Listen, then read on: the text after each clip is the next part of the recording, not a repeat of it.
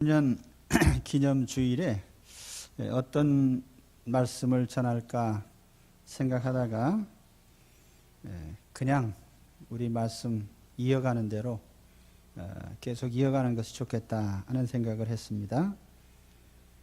마태복음 6장에 구제와 기도와 그 음식에 관한 교훈을 하시고 이제 재물에 관한 교훈으로 이어가십니다. 구약 성경에는 외형적인 부요함을 축복으로 설명을 하고요. 신약에는 보다 영적인 면을 강조합니다. 그러면 예수님께서는 재물에 대해서 어떤 관점에서 어떻게 가르치셨을까? 그리스도인의 물질관.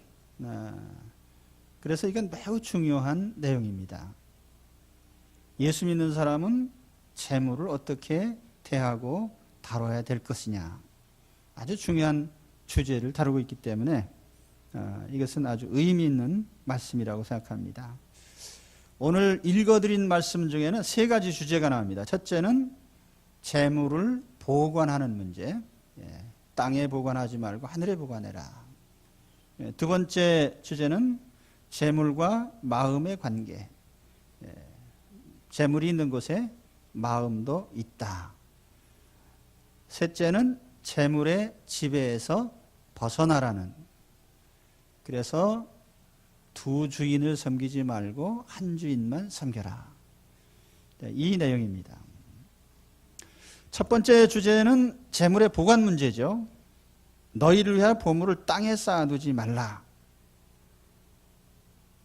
땅에 쌓아두지 말라.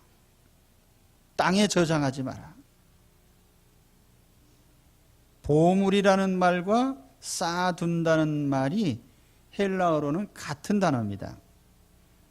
데사우로스라고 하는 명사형, 그 다음에 데사우리조. 그래서 보물이라는 이 단어의 원 의미는 쌓아둔다는 뜻입니다. 가치를 저장해 둔다, 그런 의미죠. 예나 지금이나 가치를 보존하는 것은 매우 힘든 일입니다. 주님은 그 이유를 두 가지를 말씀하시는데요. 첫째는 좀과 동록이고 둘째는 도둑입니다. 첫째는 좀과 동록이죠. 좀이라고 번역한 이 세스라고 하는 말은 혹 나방이라고도 번역되고 벌레라고도 번역되는데, 이 좀이라는 것은 천이나 종이를 갉아먹습니다. 예전에는 비싼 옷이라든지 옷감이나 종이나 이런 것이 굉장히 값나가는 것이었기 때문에 좀이 갉아먹으면 가치가 사라지는 거예요.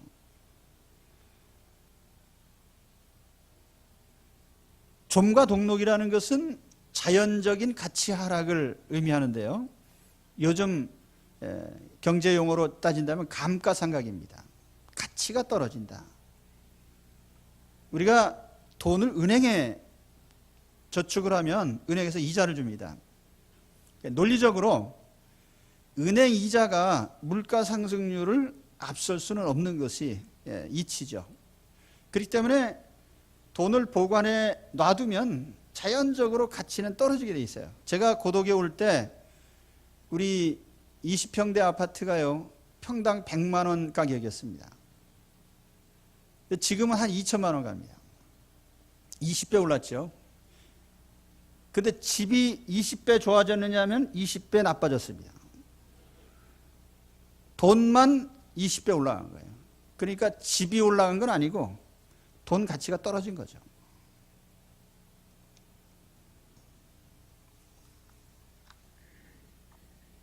그나마 경제가 정상으로 돌아갈 때 그 얘기고, 비정상으로 돌아가면은 하루아침에 돈 가치는 폭락합니다.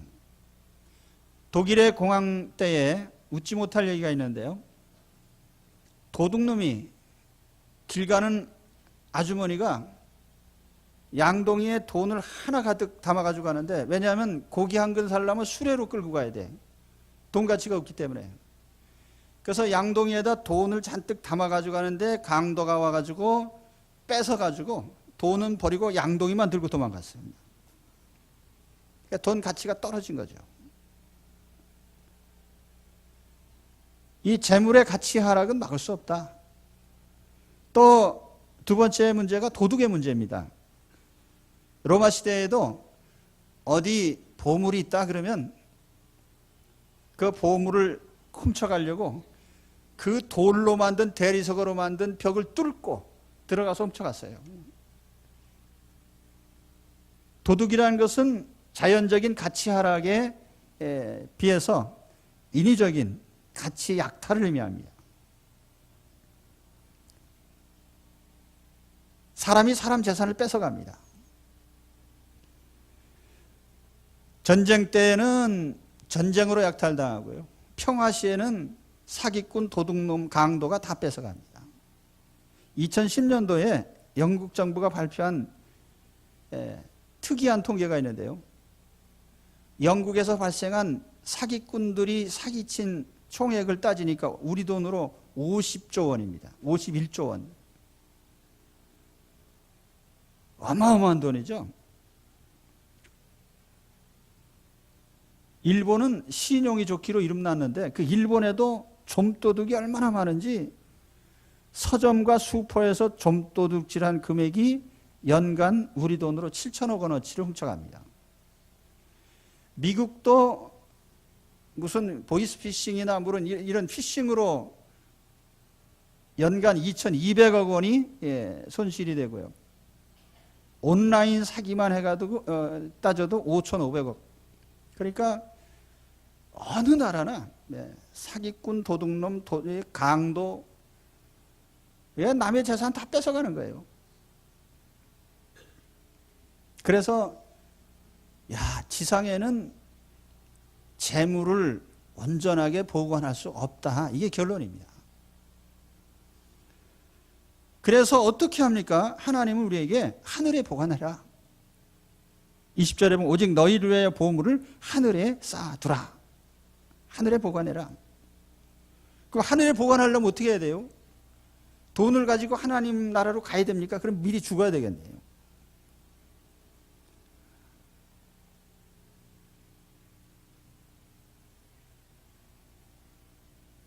하늘에 보관하라는 말은 하나님을 위해서 쓰라는 말인데요. 고상한 말로 하면은 가치의 교환입니다. 하나님께 맡기는 것은 곧 불변하는 가치로 교환하는 것인데 영원한 가치로 바꾸는 것입니다. 불변하는 가치, 영원한 가치가 무엇입니까? 첫째는 하나님 자신이고 하나님이 주시는 귀중한 것들, 예를 들면 영생과 천국과 기쁨과 모든 천국의 축복된 삶이 불변하는 가치죠. 한마디로 말하면 지상에 있는 모든 가치를 하나님과 바꿔라 그 말이에요.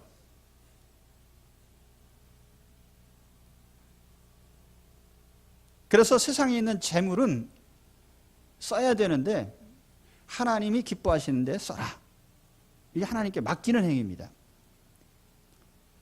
자, 첫째는 재물은 써야 됩니다. 보관하라고 있는 게 아니죠. 적절한 용도로 써야 됩니다. 그래서 돈은 벌거나 소유하는 데서는 아무 빛이 안 나고요. 쓰는 데서만 빛이 납니다. 돈을 사용하면 사람들의 마음을 기쁘게 할 수 있어요. 아이들에게 장난감을 사주면 적어도 몇 주일 동안 감사해요.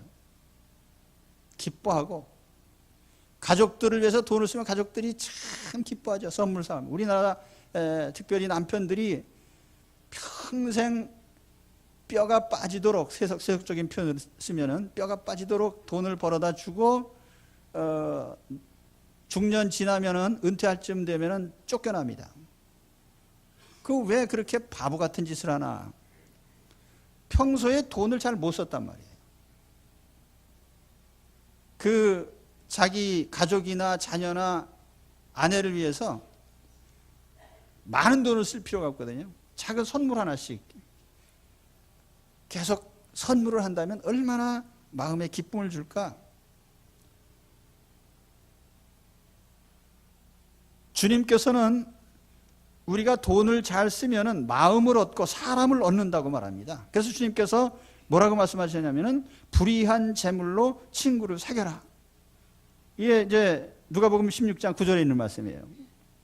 돈을 써서 사람의 마음을 얻고 사람을 얻을 수 있다면 얼마든지 쓸 수 있지 않겠냐.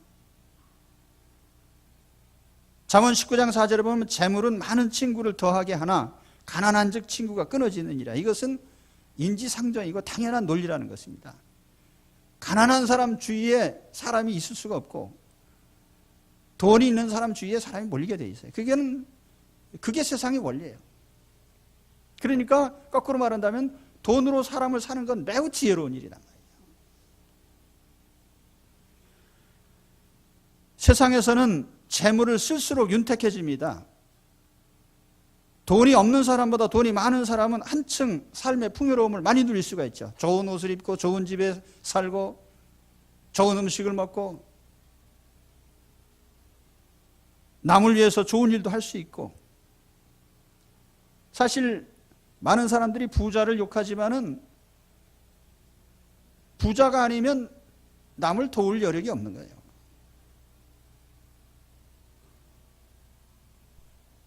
돈을 적절히 쓸 때 그런 결과가 온다는 뜻입니다. 그래서 돈은 현세에 살 때 쓰라는 거예요. 움켜쥐고 있으면 억만금이 있어도 아무 효과도 안 나타나요.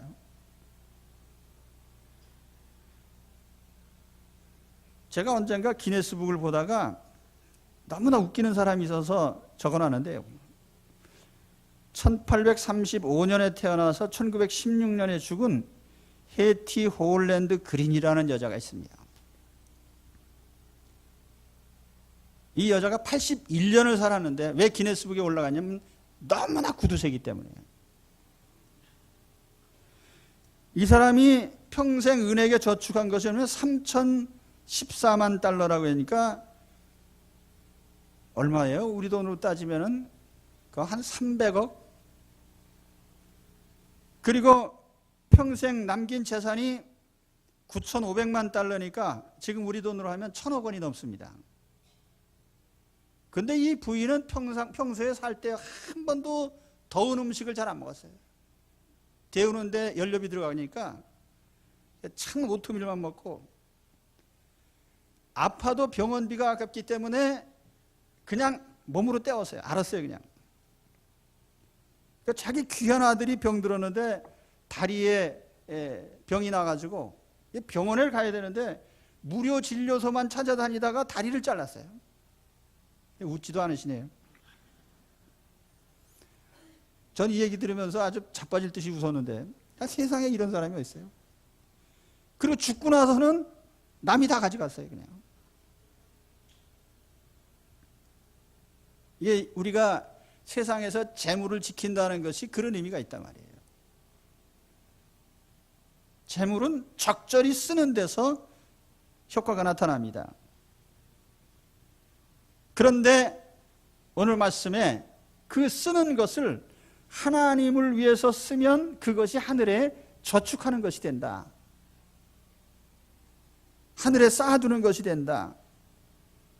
그 성경에 구체적으로 하나님께 쌓아두는 방법이 뭐냐? 두 가지가 나옵니다. 성경에는.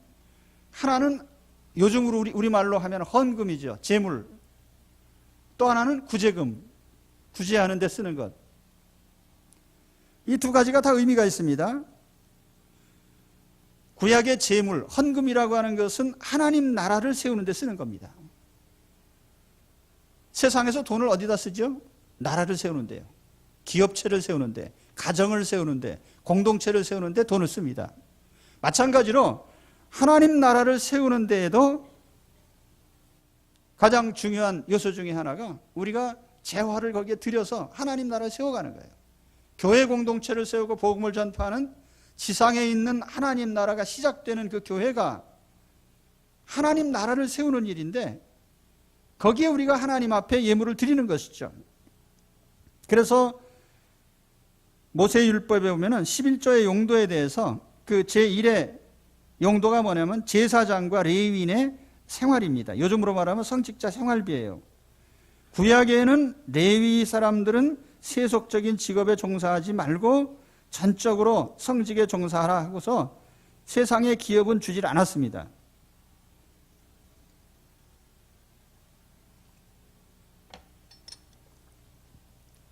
그래서 민수기 18장 24절에 보면은 이스라엘 자손이 여호와께 거제로 드리는 11조를 레위인에게 기업으로 주었으므로 내가 그들에게 대하여 말하기를 이스라엘 자손 중에 기업이 없을 것이라 하였노라. 근데 이 제물이라는 것이 헌신의 의미가 있습니다. 그래서 오늘 우리가 드리는 헌금이라는 이 헌금, 금자가 그 돈이란 뜻인데요. 하나님께 드리는 돈이란 뜻이에요. 근데 구약적인 용어로 하면 제물이 돼야 되는 거예요. 제물이라는 건 무슨 의미가 있느냐 하면은, 그래서 신약엔 예배라고 하고 구약엔 제사라고 하는데, 제사의 핵심적인 요소는 제물을 드리는 데 있습니다. 제물이라는 건 뭐냐면 드리는 자신을 하나님께 드리는 거예요. 내 몸, 내 마음, 내 삶, 내 자신을 드리는 것이 제물이에요. 그런데 내 자신을 그 제단에 희생시킬 수가 없으니까 대신해서 제물을 희생시키는 거예요. 그래서 구약의 제물은 자기 몸과 마음을 대신한 것입니다. 그것이 11조가 됐든지 감사가 됐든지 건축이 됐든지 어떤 명목으로 드릴지라도 기본적인 의미는 헌신의 의미가 있단 말이에요. 그래서 우리 교회는 헌신 예배라는 게 없습니다. 예배 자체가 헌신이니까요.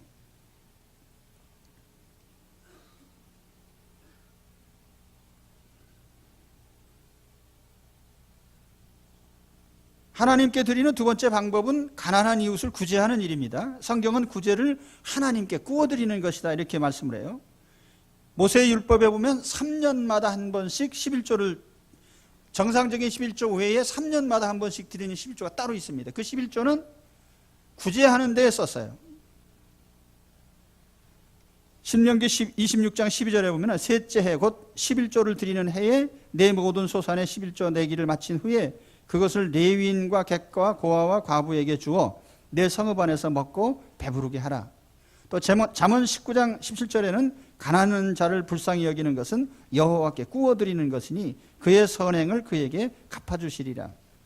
신명기 15장 7절 이하의 말씀에 보면은 내 형제들이 가난한 성읍에, 가난한 사람들이 이웃에 살 때 절대로 꿔달라고 할 때 거절하지 말아요.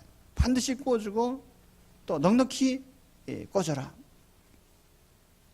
그렇게 하면은 내가 하는 모든 일과 내 손이 닿는 모든 일에 내게 복을 주시리라. 이게 하나님께서 하신 약속입니다. 우리가 헌금으로 드리든지 구제를 하든지 하나님께 맡기는 방법이에요. 그래서 유대인들은 통상 모든 사람들이 다 10분의 1 정도, 11조라고 합니다만 10분의 1 이상 하나님께 드리고, 또 어떤 사람들은 10분의 3 정도까지 해서 구제에 사용하기도 합니다.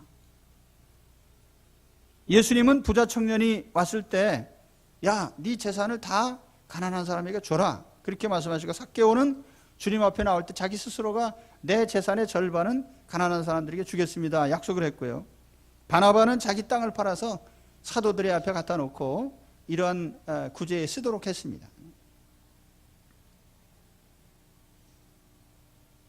그러니까 재산이라는 것은 보관하지 마라. 적절히 써라. 하나님을 위해서 쓰면 하늘에 보관하는 것이 된다. 이게 주님의 교훈이에요. 그런데 두 번째 주제는 이제 재물과 마음의 관계입니다. 재물이 있는 곳에는 마음도 있습니다. 21절에 보면 내 보물이 있는 그곳에는 내 마음도 있느니라. 마음이 가는 곳에 재물이 따라가고요. 반대로 재물이 가는 곳에 마음도 따라갑니다. 마음과 재물은 항상 붙어 다닙니다. 따로 놀질 않아요. 이거는 재물이 가지고 있는 아주 특이한 특성이죠. 재물과 마음은 항상 붙어 다닌다. 그러니까 우리가 마음이 어디가 있는지는 그 사람이 투자처를 보면 알 수가 있어요. 부동산에 많은 것이 가 있으면 마음도 거기가 있고요. 주식에 많은 재산이 가 있으면 밤낮 주식 동향에 관심을 둡니다. 재물을 쓰는 것도 마찬가지죠. 가족을 위해서 돈을 쓰면은 마음이 가족에게 가 있어요.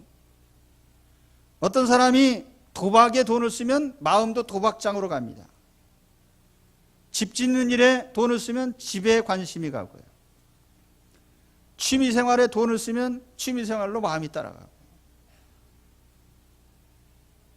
이거는 아주 굉장히 중요한 법칙이에요. 내 마음 돈을 따라. 예. 돈을 따라 내 마음이 뭐 그런 거죠. 예. 이 원리로 사람들의 신앙도 평가할 수가 있습니다. 어떤 사람들은 굉장히 신앙적인 말을 많이 해요. 야, 천국이 제일이에요. 난 천국 가고 싶어요. 나는 하나님이 제일 좋아요. 난 천국만 바라보고 살아요. 그 얼마 전에 몇 년 됐죠.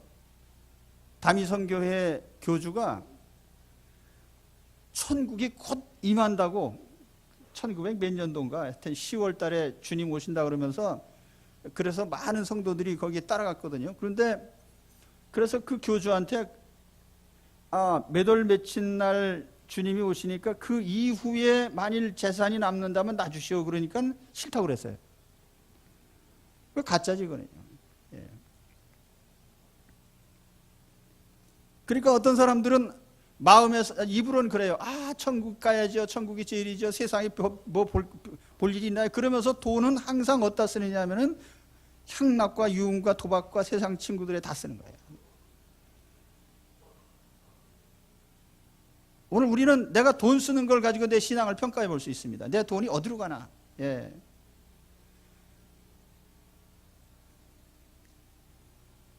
내 마음 내 돈을 따라. 예. 내 신앙을 따라가 아니고요. 이걸 역으로 이용할 수도 있습니다. 내가 정말 마음을 두고 싶은 데가 있다면 거기다 돈을 쓰면 돼요.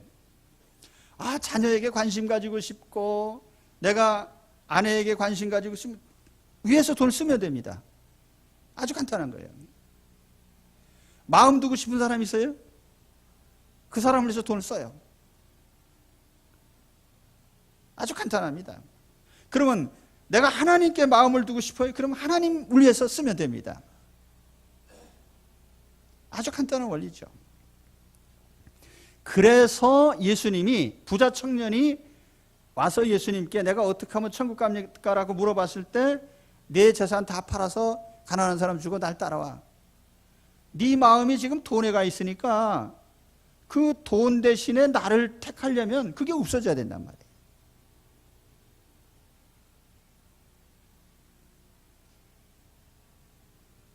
돈은 마음의 방향을 결정하기 때문에 감리교회 창시자였던 요한 웨슬레가 아주 이런 유명한 말을 했습니다. 나는 내 돈 주머니가 회개하기 전에는 너의 회개를 믿지 않겠다. 그러니까 돈 주머니가 회개한다는 게 뭐예요? 돈을 어디다 쓰느냐? 돈이 주인이냐 아니냐? 요즘도 많은 신자들이 헌금 문제로 시험에 듭니다. 저는 그렇게 생각해요. 돈 때문에 시험에 든다면 그 사람은 결정적인 선택을 잘못한 것이다. 하나님이냐 돈이냐라고 하는 중대한 결단에서 패배한 것입니다. 돈이 하나님을 향하지 않을 때 결코 온전한 신앙이 이룰 수 없습니다.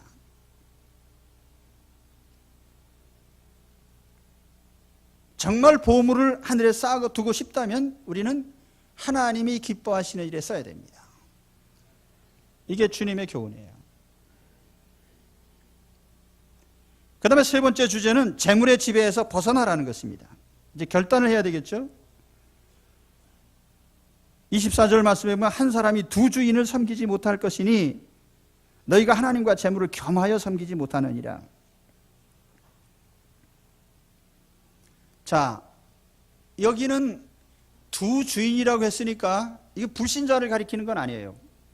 불신자는 어차피 재물이 주인인데 우리 기독교인이 그리스도를 믿는 사람이 당연히 우리는 하나님이 우리 주인이라고 고백합니다. 그러면서 실질적으로 마음을 지배하는 것이 돈이더라. 그래서 두 주인이 생겨난 거예요. 본래부터 두 주인을 섬기려고 한 게 아니에요. 자, 보세요. 돈이 도덕적으로 나쁩니까? 좋습니까? 돈이 악합니까? 선합니까? 돈이 악하다고 생각하시는 분 한번 손 들어보시기 바랍니다. 돈이 선하다고 생각하시는 분이 아무도 없네요. 그럼 뭡니까? 돈은 중성이에요. 도덕적인 중성이다. 선하지도 않고 악하지도 않고 그건 물질에 불과한 것이다. 우리 삶을 위해서 유용하게 쓰면 되는 도구일 뿐이에요. 그런데도 불구하고 돈이 왜 주인이 됐어요? 돈이 가만히 있는데 돈이 내 부하가 되라 종이 되라 그렇게 얘기한 적도 없어요. 스스로가 돈의 명령에 따라서 움직이다 보니까 돈의 종이 되고 신하가 되고 노예가 된 거죠. 다시 말하면 인간이 자기가 가치를 선택했는데 그 선택이 하나님이 아니고 돈이 된 것입니다. 그러다 보니까 돈이 주인이 된 것이고 신이 된 것이에요.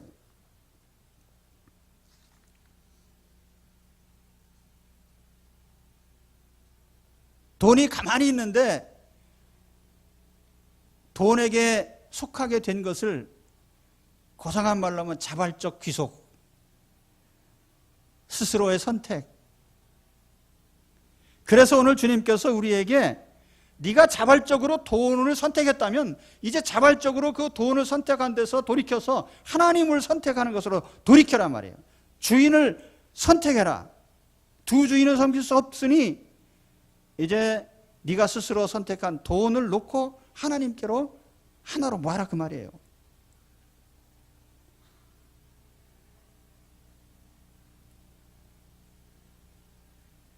그래서 마태복음 13장에 보면 이런 비유가 나옵니다. 진주장사가 있는데 진주장사가 제일 좋은 진주를 찾아서 헤매다가 자기가 전혀 본 적이 없는 최고 가치의 진주를 발견했어요. 돈으로 환산할 수도 없어. 그래서 그는 어떻게 했느냐?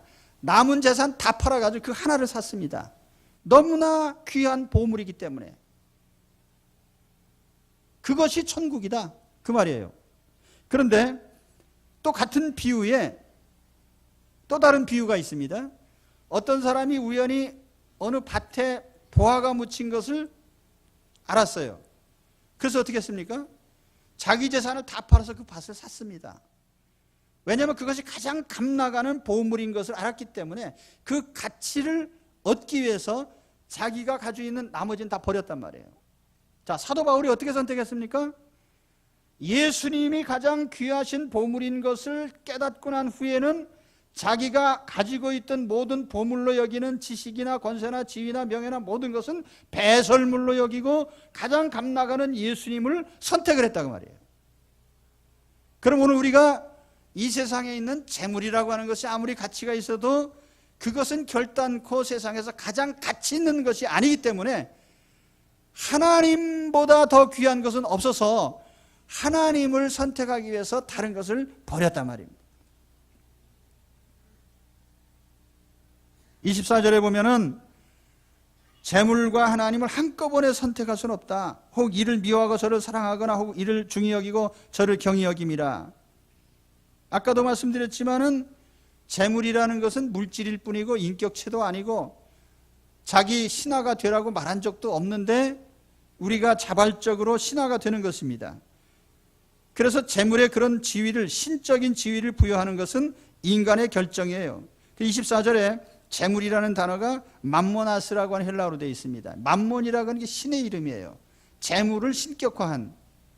우리가 머니라는 영어 단어가 있잖아요. 돈이라고 하는 머니라고 하는 단어도 모네타라고 하는 여신에서 온 겁니다. 신으로, 돈과 재물을 신으로 만든 것은 인간이에요. 자, 오늘 나는 하나님을 믿는 하나님의 자녀입니다. 그런데 실질적으로 나의 삶을 좌우하는 것이 돈이 돼서는 되겠는가? 선언을 해야죠. 만일 돈이 나를 지배하고 명령한다면 나는 단호하게 돈의 지배에서 벗어나야 됩니다. 여기에 우리는 선언을 할 필요가 있어요. 돈아, 너는 나의 주인이 아니다. 나는 내 종이 아니다. 나는 재산의 신하가 아니고 부하가 아니다. 이 선을 하셔야 됩니다.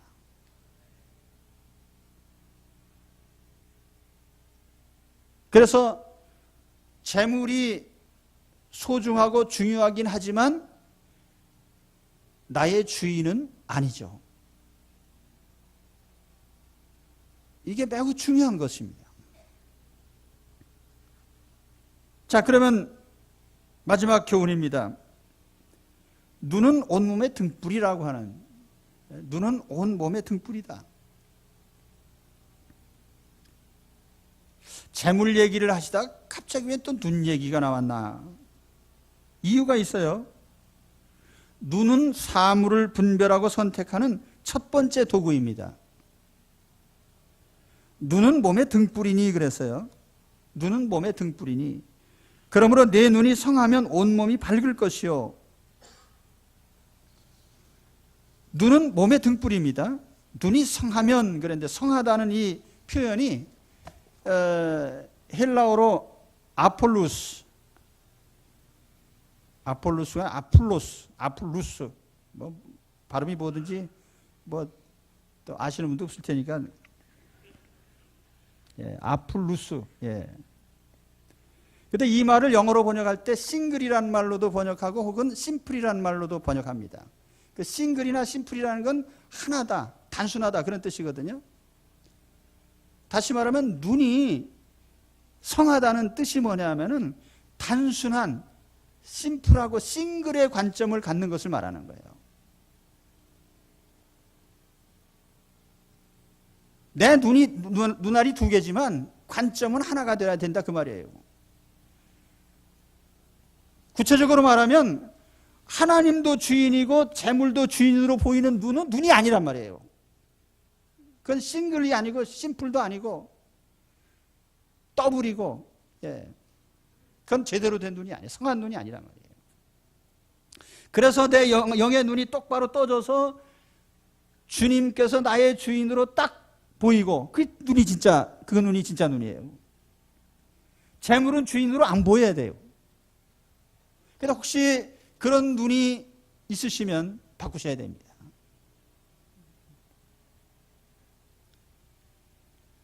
온몸이 밝아진다. 그 뜻은 뭐냐면, 자, 밝을 때는 장애물이 있고 함정이 있고 올무가 있고 덫이 있고 다 보이잖아요. 걸려 넘어지질 않아요. 깜깜해지면 안 보이니까 걸려 넘어지고 빠지고 그렇게 되는 거예요. 그래서 눈이 좋으면 온몸이 밝아진다는 뜻입니다. 걸려 넘어지거나 함정에 빠지거나 잘못 알아보거나 그런 일이 없다는 거죠. 오늘 우리 눈이 단 한 가지 심플하고 단순해서 하나의 관점에서 우리 주님만 주인으로 보이고 하나님만 주인으로 보이는 그 눈을 가지게 되면 그 다음에는 다른 거 하등의 문제될 것을 걸려 넘어질 것도 없고 함정에 빠질 것도 없고 올무도 없고 평탄한 인생길이 되는 거죠.